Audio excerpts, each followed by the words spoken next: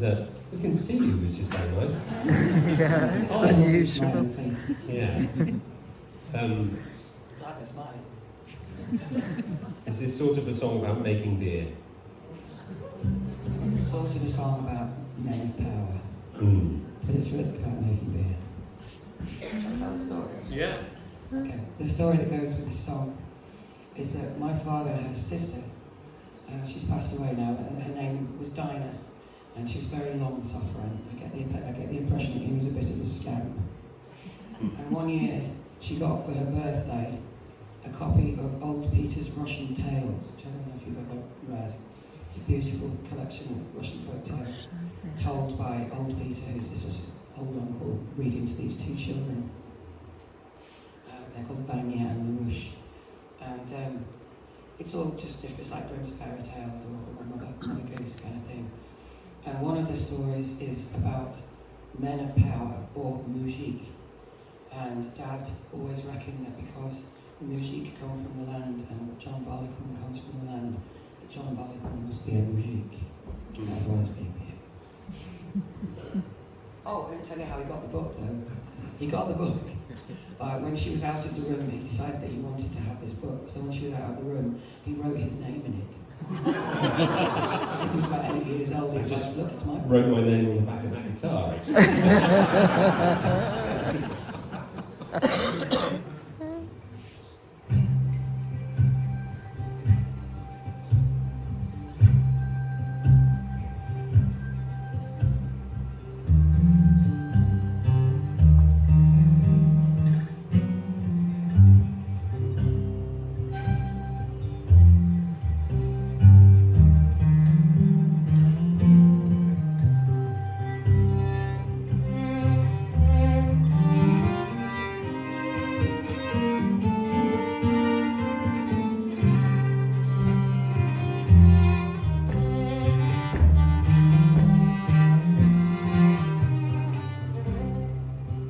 There were 3 men come out to the west, fortune for to try.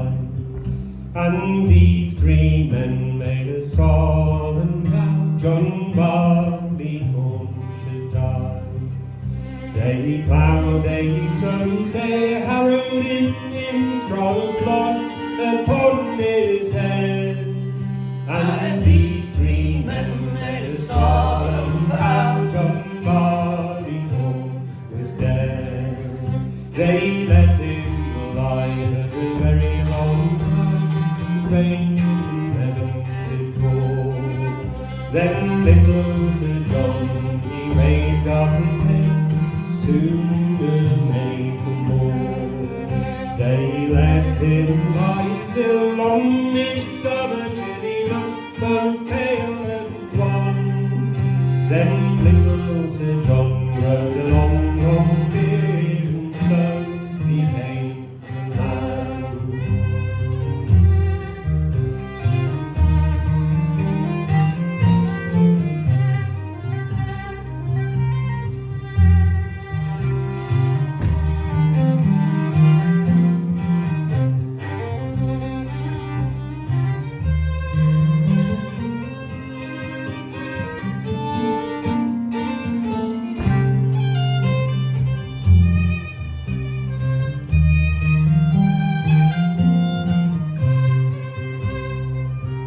They hired men with a scythe so sharp to cut him off down by the knee. They rolled and tied him round the waist, served him barbarously. They hired men with sharp pitchforks to pierce him to the heart, but the loader he served him worse than that. Bound him to a cart. They rode him round the field till he came into a barn. And these 3 men made a solemn oath of little John Barleycorn. They hired men with crabtree sticks to cut him skin from bone, and the miller he served him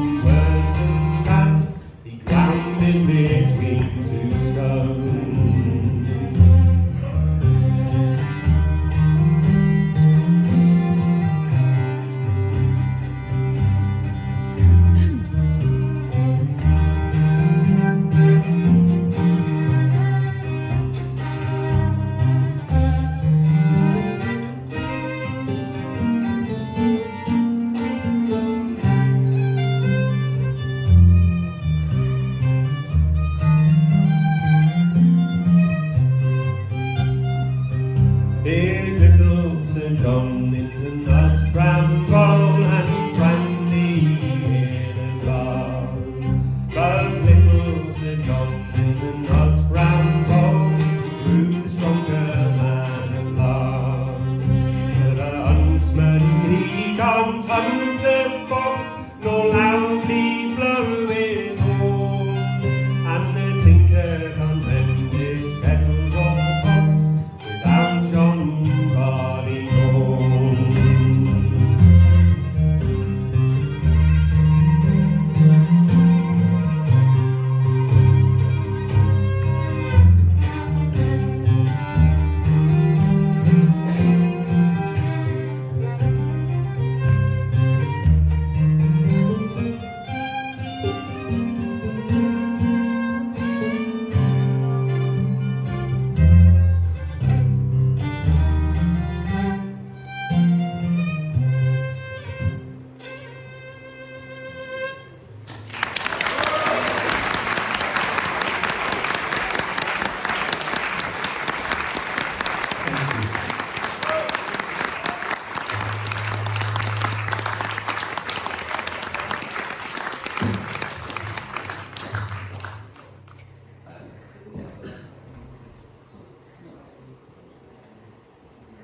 Just having a chat, so I don't look at him.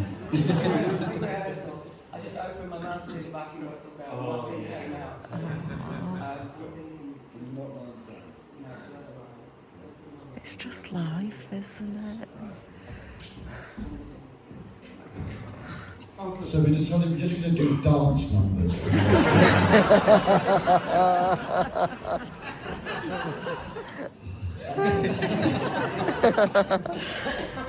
Sorry, I should have let you do that. Tim's actually the only dancer on stage.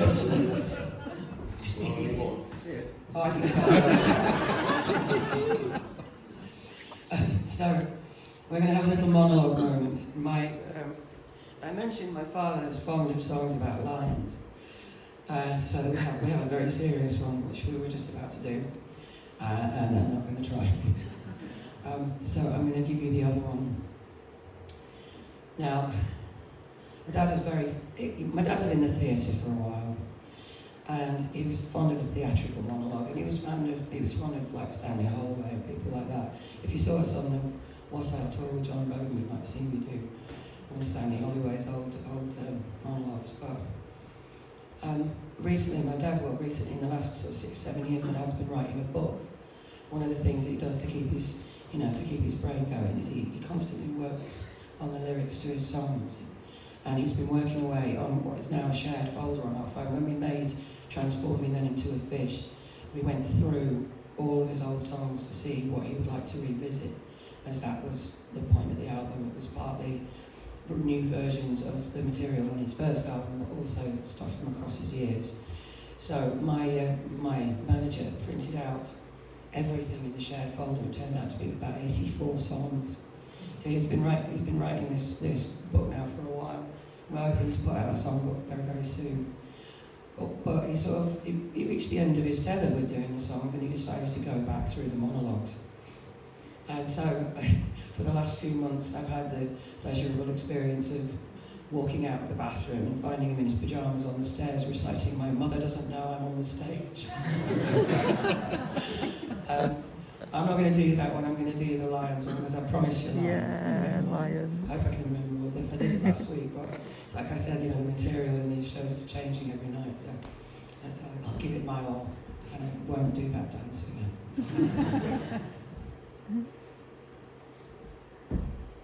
A lady had a lovely daughter. That lady was an actress on the stage.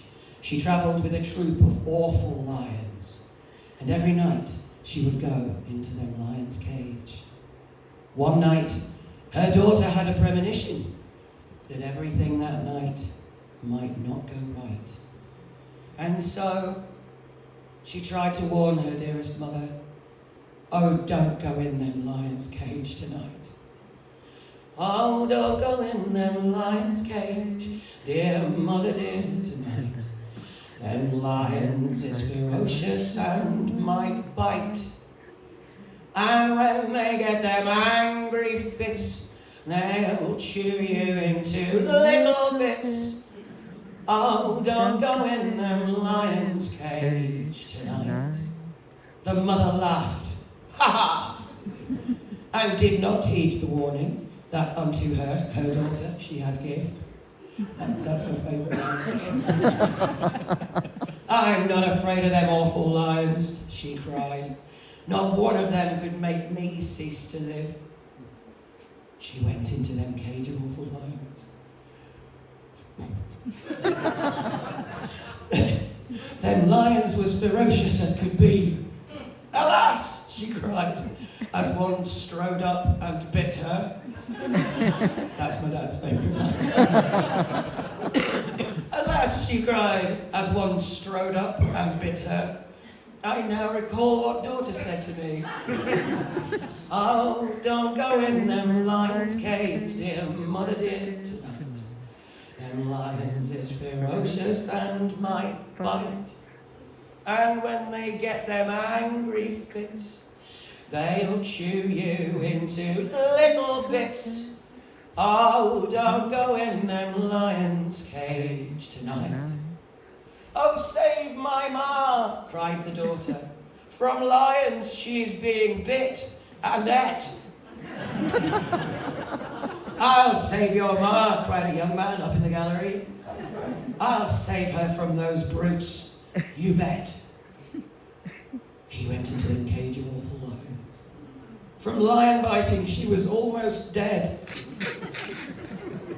Here is your ma, he said, and kissed her. And the next Saturday afternoon, both she and he was wed. Oh, don't go in them lions' cage, dear mother dear, tonight. Them lions is ferocious and might bite. And when they get them angry fits, they'll chew you into little bits. Oh, don't go in them lions' cage tonight.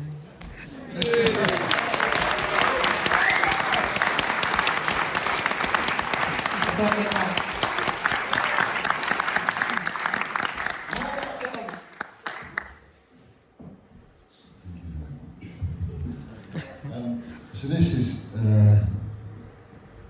it is still a song, but sort of, I mean, barely really. It's more of a feat of memory. This is another one of Martin's party pieces. It's written by a guy called Adam Norton, who was, we only lost him last year, sadly. He was a Glaswegian songwriter and singer. I think he was a teacher as well. And he wrote several of these, and he wrote several songs which were essentially the plot of a Shakespeare play in a few minutes. And so this is Hamlet, Prince of Denmark.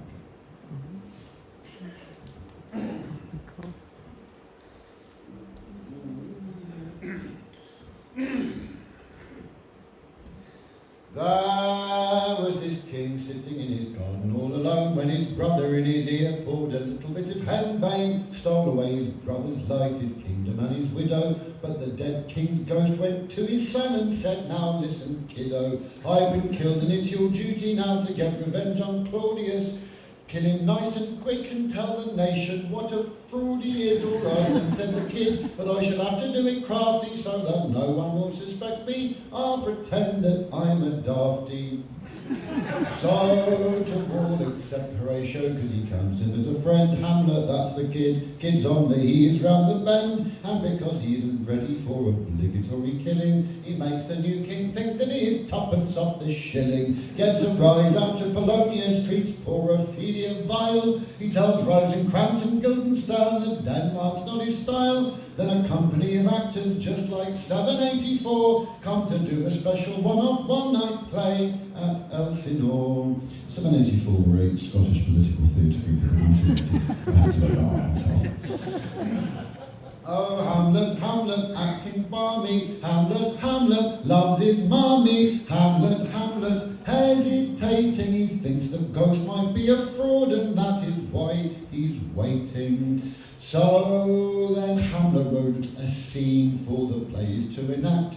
so Horatio and him could watch and see if Claudius cracked. The play was called The Mousetrap, not the one that's running now. And sure enough, the king walks out before the final bow. So now Hamlet's got the proof that Claudius gave his dad the dose. The only problem being, of course, now Claudius knows he knows. So while Hamlet tells his mum that her new husband's not a fit one, Uncle Claude puts out a contract with the English king as hitman. And with Rosencrantz, no. So when Hamlet kills Polonius, the concealed corpus delicti is the king's excuse to send him for an English hempen necktie with Rosencrantz and Guildenstern to make sure that he got there. Hamlet jumped the ship and put the finger straight on that pair. Then Laertes here, his father has been stabbed right through the iris. So he heads on back to us in a hot foot too sweet from Paris. And Ophelia with her dad killed by the man she was to marry. After saying it with flowers, she committed harry-carry. Oh, Hamlet, Hamlet, he's not messing. Hamlet, Hamlet, learned his lesson. Hamlet, Hamlet, Yorick's crust convinced him that men good and bad at last must come to dust. No, we're not quite there yet. Precisely 2/3. So then Laertes lost his head and he was seeking retribution. The king said, keep your hat on, mate, we'll find you a solution. So he organised a sword fight for the interested parties with a blunted sword for Hamlet and a sharp one for Laertes. Then to make assurance double sure the belt and braces line, he fixed a poisoned sword tip and a poisoned cup of wine. The poisoned sword got Hamlet, but Laertes went and fluffed it because he got stabbed himself and then confessed before he snuffed it. So then Hamlet's mum, she drank the wine and as her face turned blue, Hamlet told them all his uncle was a wrong and through. Incestuous, murderous, damned Dane, he said to be precise, then made up for hesitating once by killing Claudius twice. If he stabbed him with a knife, then poured the wine between his lips. He said, the rest is silence, meaning Hamlet had his chips. They fired a volley over him that reached the topmost rafters and then fought in brass, knee-deep in Danes, lived happily ever after. Oh, Hamlet, Hamlet, oh so gory, Hamlet, Hamlet, end of story. Hamlet, Hamlet, I'm on my way. If you think that was hard going, you should read the bloody play.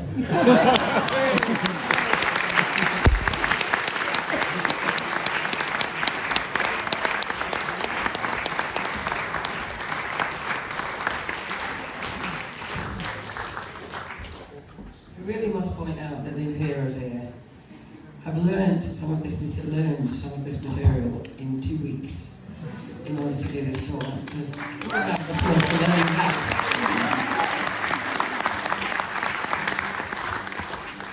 It's actually less than 2 weeks because I had him learning something else. And then he went, I don't want to do that one, I don't want to do that one. I was like, there you go, mate, there you go, you've done it. It's really funny, our first gig was in Glasgow because that was written by Adam McNaughton, who's a bit of a Scottish hero.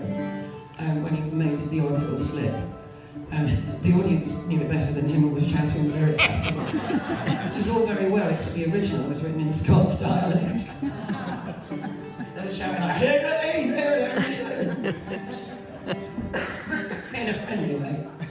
Really friendly. Right, I'm going to play you a set of tunes from Tim's Waters and Carthy era. Tim and my father and me always loved to find really old, really lumpy tunes that we could have fun with, and that's what we're going to do for you now. Items purloined from Martin Carthy's house, number 120, whatever it is. My Mother's Triangle. And the poker from St. Ives. I'm not kidding, when I was a kid, and we used to be setting off for festivals and stuff, she would put the fire out with the poker and then she would wipe it and stick it in her hand. So that was my actual childhood poker. Acknowledge what an honour it is to be flanked by my two godsons on stage tonight for the first time ever.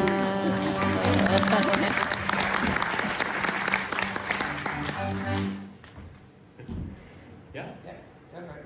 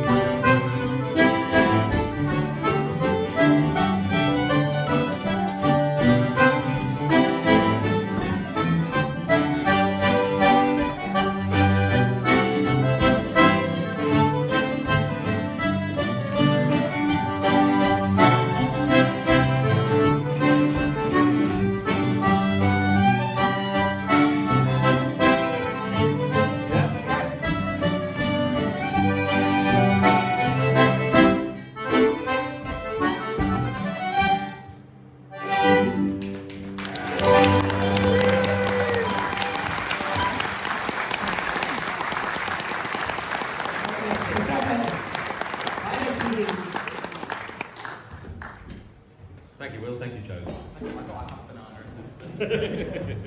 Did you get a banana in there? I did get one banana. Did get a banana, yes. Wonderful. So, Yeah. one of the wonderful things for me about playing with Joe and Will is that Paul Sartin was a very, very dear friend of mine, and I got him up to record on the previous of my father's albums, Waiting for Angels. I produced both of my dad's latest CDs. I produced Transform Me Then Into a Fish, and I also produced Waiting for Angels, only 20 years apart, but there you go. And I got Paul up to my studio in Edinburgh to play on the song that Tim is about to play for you now. The sort of circularity of that just blows my mind, but I'm so very pleased that the Taggets could be with us on some of these dates. They're also coming to Leeds, to Panic, if you want to see it, and there will be a different show. There'll be 2 different shows again. My cousin Eleanor Waterson, who is Mike Waterson's youngest, is going to come and have a bit of a sing as well, so there should be some Waterson's material in there, and no doubt much reminiscing about my mum, who, by the way, my mum was one of the most wonderful traditional singers of all time, and never really got any credit.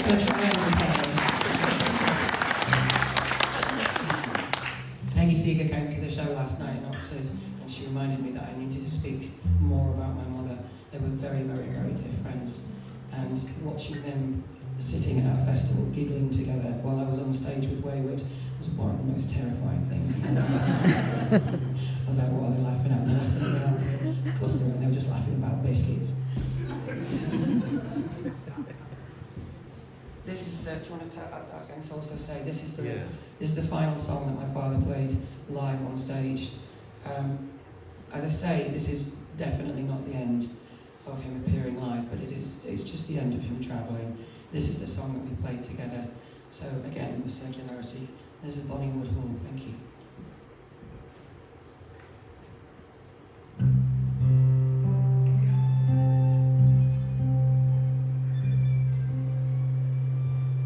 By Calder's clear valley, by Calder's clear stream,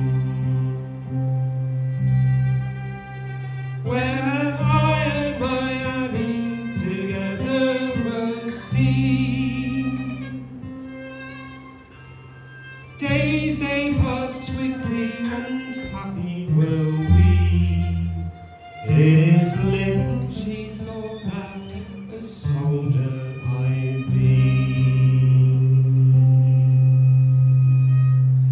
on the 20th of August, our regiment was lost. When a shot from the enemy, our line came across, struck me on the forehead, the blood it ran down. I reeled and I staggered, I fell to the ground. Oh, come here, cries the captain, come here with good speed. For I fear by a bullet young Dinsmore is dead. They brought me the water and the whiskey so free, and they turned me all over my wounds for to see. If my Annie, she were here, she would bind up my wounds. One kiss from her sweet mouth would staunch all the stools. But if fortune smile on me and back I return, I will sport with you, Annie, by Calder's clear burn. For it's when that I am weary and I think on Valentine,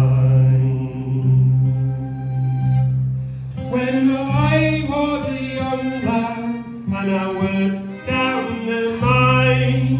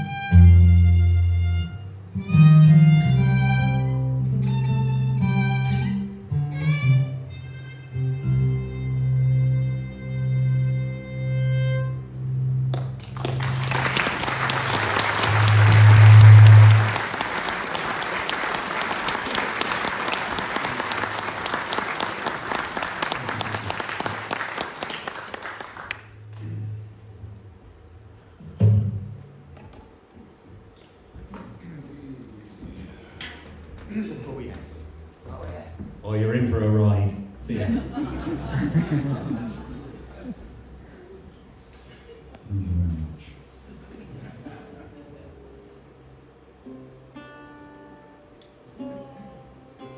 So in September of last year, there was this incredible concert down in that London with a sort of very star-studded lineup of guests to honour the great man himself. It was put together by my uncle friend John Wilkes, who was with us last night in Oxford, along with some other people. He was putting this together in sort of a few months before, and he said, would I be up for sort of accompanying a few people and some things? Of course, I was honoured to.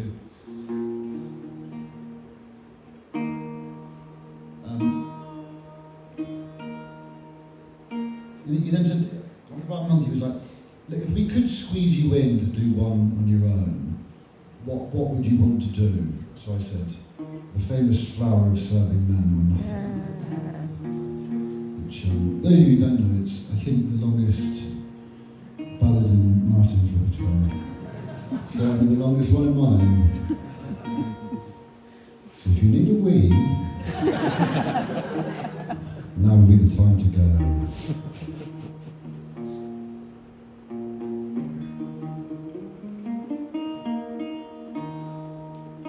It's an incredible piece of work, and it's not. I know not everyone realises quite how much of this is Martin's own work. Actually, what he started with in the traditional ballad was actually only like the first 6 or 7 verses, maybe. And there are 32 in total. So really, I do mean it if you do need a word.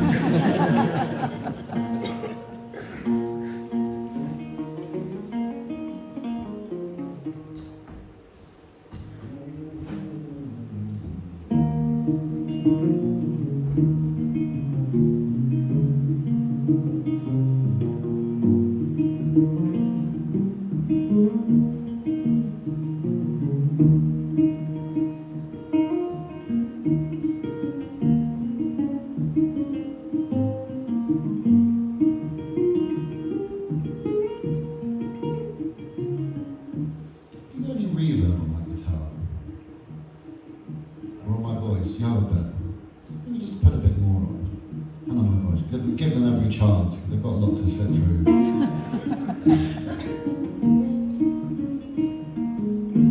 I learned that from Enya. Enya's songs go on for ages, not much happens. You know what the secret is? Just fucking loads of reverb.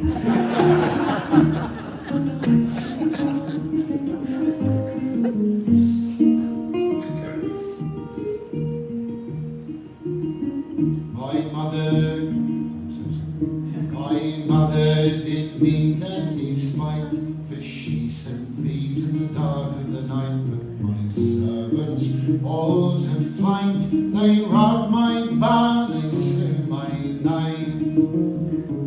They couldn't do to me no harm, so they slew my baby in my arms. They left me naught to wrap him in, but the bloody sheet that he lay in.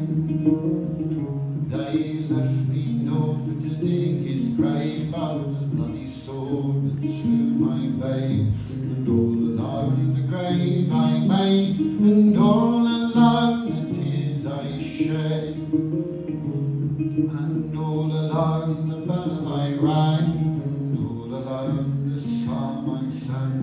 I lay my head all on the block, and there I cut my lovely locks. Well, I cut my locks and I changed my name from Fair Eleanor to Sweet William. Went to court to serve my king, is the famous flower of serving men.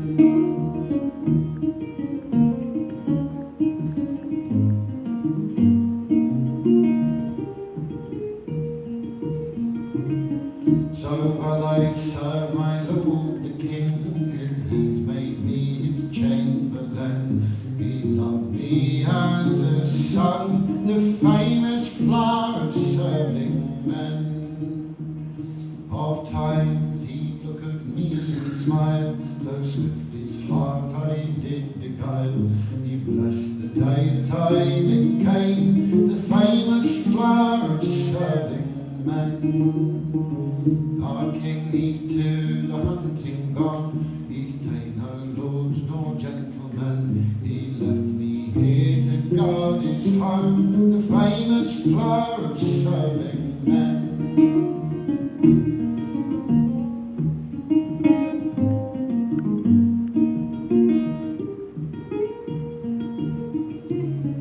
Our king, he's rode the woods all round, he stayed all day but nothing found. Then as he rode himself alone, it's then he spied the milk-white hind.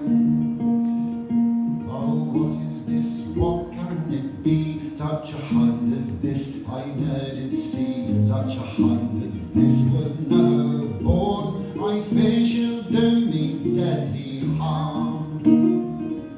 Oh, the hind she broke and the hind she flew, and the hind she crumpled the brambles through. First she'd mount and then she'd sound, sometimes before, sometimes behind.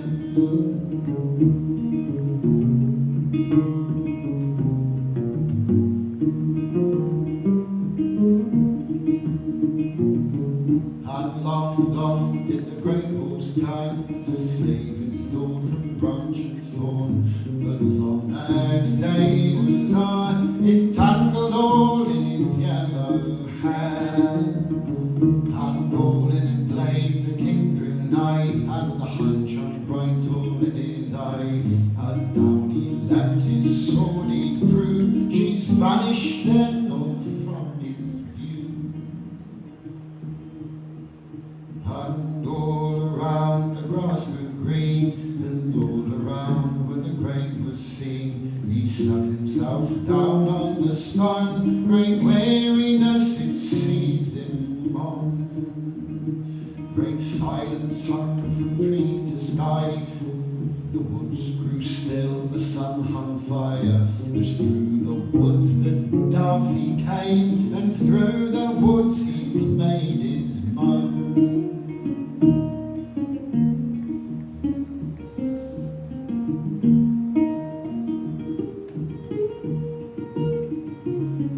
Well, the dove sat down all on the stone, so sweet he looked, so soft he sang.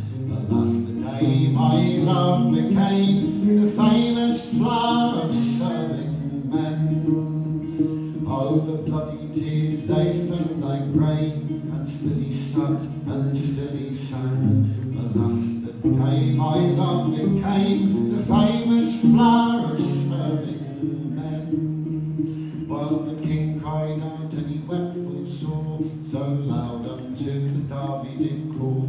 Oh, pretty bird, come sing it plain.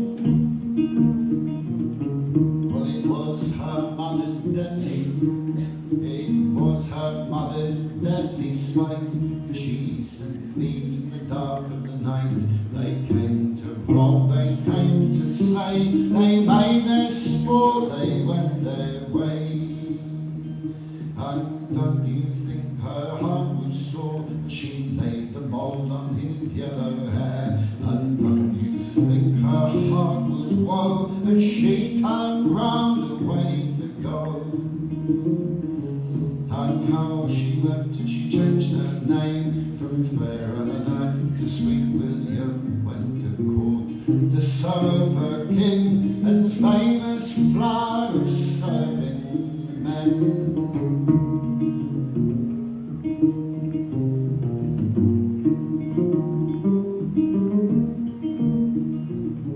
But the bloody tears they lay all round, he's mounted up and away he's gone. And one thought came to his mind, the thought of her that was a man.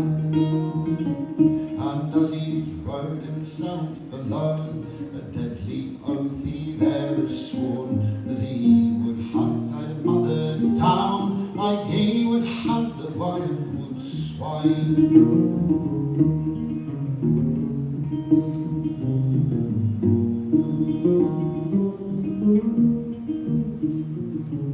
There's 24 ladies is all, and they're all playing at the ball. But fairer than all of them is the famous flower of serving men.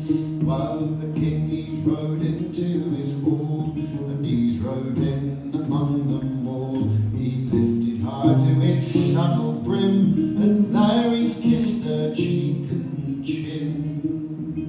While the lords all stood and they stretched their eyes, the ladies hid in their fans and smiled. For such a strange homecoming no gentleman had ever seen.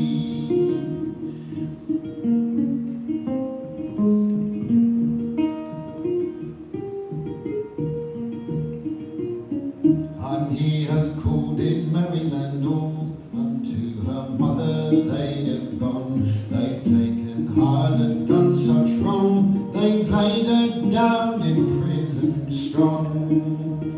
And he got men up from the corn, and he sent men down to the thorn, all for to build the bonfire high, all for to set her mother by. And Bonnie sang the morning thrush, where he sat by yonder's bush. But louder did her mother cry, in the bonfire where she burned close by. And as she stood all among the thorn, there she sang her dreadful song. Alas, the day that she became the famous flower of serving men. For the fire took first all on her cheek, and then it took all on her chin. It sputtered, it rang in her yellow hair, until there was no life left in.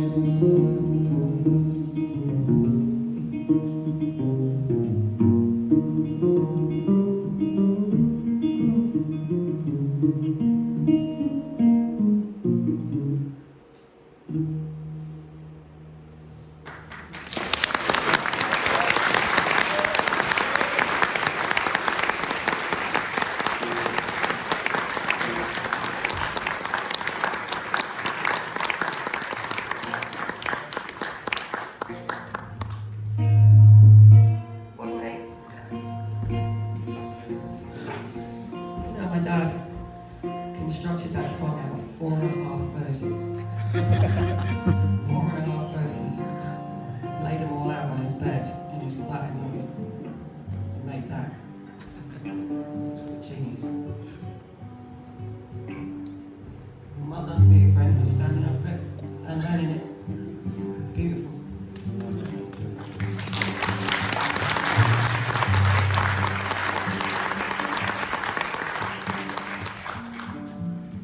Dad's album is called Transform Me Then Into a Fish, and you're about to find out how and why. When I told my manager about the idea of calling the album that, she went, "Why? That's really sad." And I said, "No, it's not. It's joyful. Because my father loves music so much. He wants to immerse himself in it all the time. I mean, when my mum was at her sickest, Dad essentially gave up playing for about 6 months to help me take care of it. 2 of us took care of it. But his guitar was never out of his hand. And the process of making this record very much showed me just how deep and abiding his passion is. Transform Me Then Into a Fish essentially means that, okay, I'm old. When I die, my ideal would be to just subsume myself into the music. That's where I want to be. I want to be a fish swimming in that. And I think, actually, metaphorically, that's exactly what's going to happen, because these people that have learned these songs, and you that know these songs, and maybe learn them yourselves, I don't think you're ever going to forget them. And so, he'll be in there, whatever happens. So, that's Transform Me Then Into a Fish. I haven't said it was joyful, now I'm making myself cry. But we're going to sing the title song of the album for you. This is You Marrying Us All. Could you please thank Paul and Nick on the sound?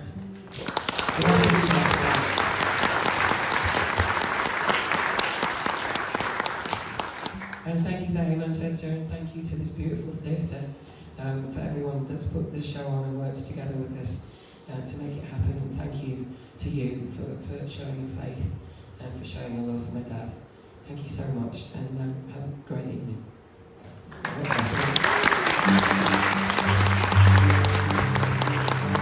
The final thing to say is that my mother had a mantra, and the mantra went like this. We don't ever do that walking off and walking back on and walking off and walking on again. It's time we don't have left. The kettle's on, Corrie's on, and if I'm walking off, I'm not coming back on. So we're going to do one, and then we're going to do one more. So this is the last one. Now you know. Here we go.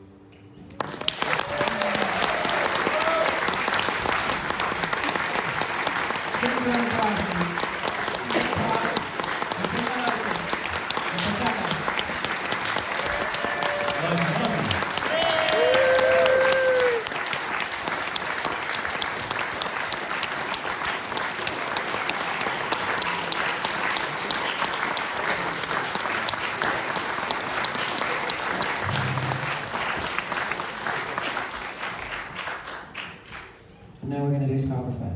There's been a lot of bowing on this tour. It's been so many years since I've bowed, I've realised how tight my hamstrings are. can get all the way down. I'm having to like do all the knee bending. Maybe you should curtsy. That's it.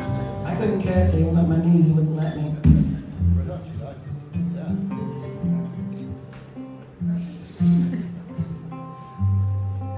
Do you know Scarborough Fair? Yeah. By that song by Paul Simon?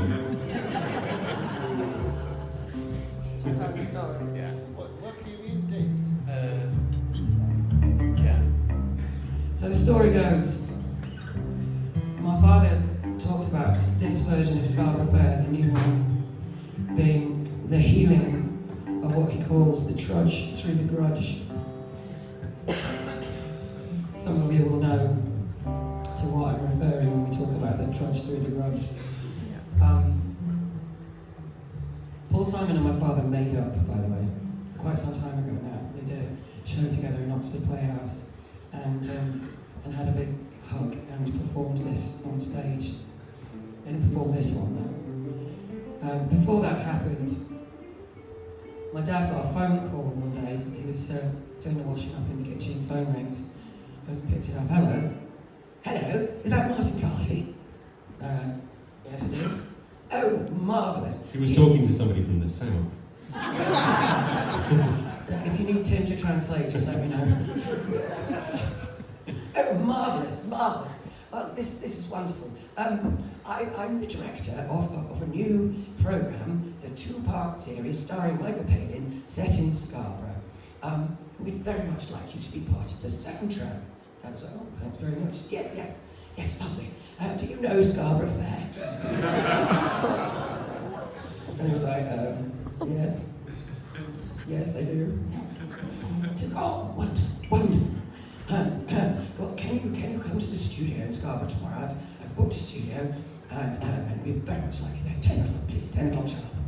And he said, okay, just wonderful. I'll bring the words and music. And slam it down. And he was stood there like, did this just happen? Anyway, so he turned up, 5 to 10, nice, good and sharp, with his guitar, ready to learn. And every day's a school day. Anyway, she said, hello, and shook his hand and everything. I might be completely misrepresenting her, by the way, because we never met. And I never spoke to her on the phone. But this is just how Dad tells it, so I'm doing this for you. And he said, oh, nice to meet you. And he said, yeah, well, here you go, and handed him the score. And he took one look at it and he went, hello, you and I are going to become very good friends. And this is the tune that he's sung ever since. Now, both the extant versions of Scarborough Fair come from Gothland in North Yorkshire, which is the home of the dance team that I play for, the Gothland Plough-Stars. But only one of them wasn't written by Ewan McCall. We're pretty sure that Ewan wrote the tune for what we think of as the Paul Simon version. But this one was actually written by Mark Anderson from Gothland, which is local to me.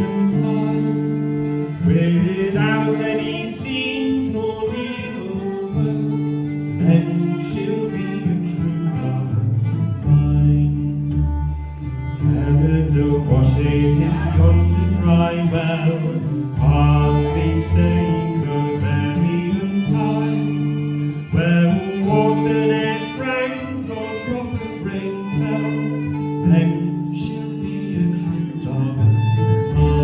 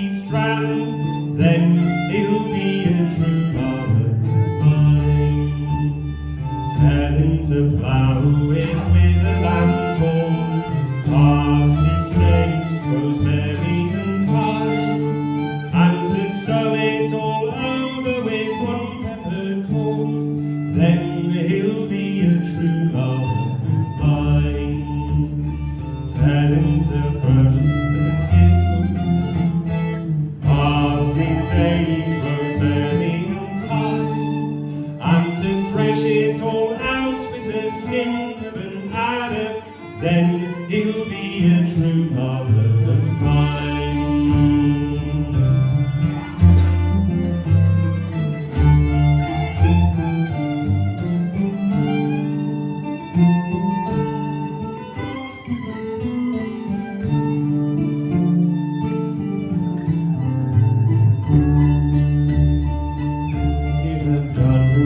Finished your work, parsley, sage, rosemary and thyme. You can come to me for your cambric shirt, then you'll be a true lover of mine.